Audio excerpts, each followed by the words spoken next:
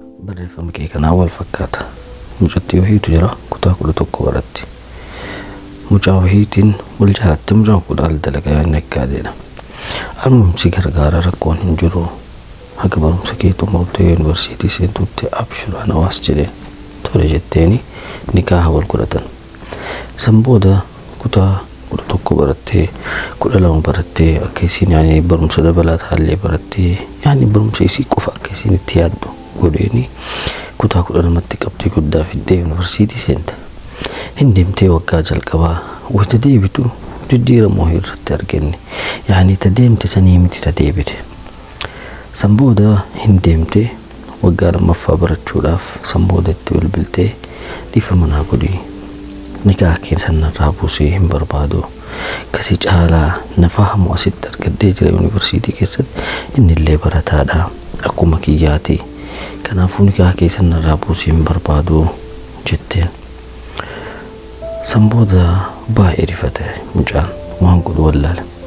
San booda hiriyaa isii wahii beekaa meenaa qoradhu jeewwita qorattu kabiraatu jira achitti keessiin baratti yuunivarsiitii keessatti si fuudhaa rakkoon hin jiru barumsa waliin xumurree si fuudhaa jedhee waadaa seensiseen akka isiin nikaa qabdullee beeku ofirraa buusee almuhim lamuu deebitee gaafattee nikaa keenarraa buufadhu jetteen.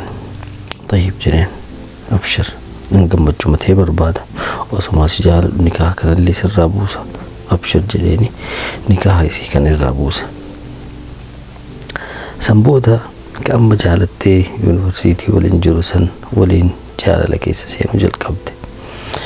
Nikaa malee laaqachuu jalqabde.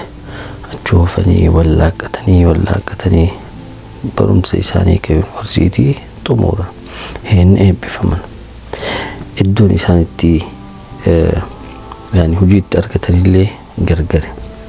Na fuudhi kaa jetteen amma qo'i xiqqoo dalagannaa xiqqoo fi dalagannaa jedheen.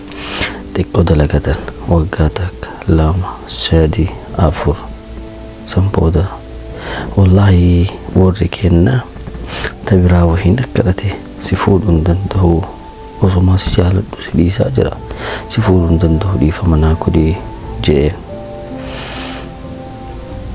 Mucattiin sun jedhan wallahi nafsiyyaan isii miidhame hojii isiillee dhiiftee hojii dalagaa jirtu dhiiftee mana deebitee mucaa qaranikaa hidhateen san itti deebi'uudhaaf dhiifama gaafachuudhaaf yeroo baay'ee yaaltullee mucaan isin barbaadu tabiraa nikaa hidhadhee jira fuudhuu heda jedhee akkasitti dide. Waan akkanaa kanarraa fagaadhu sin jechuu barbaada gabaabaa.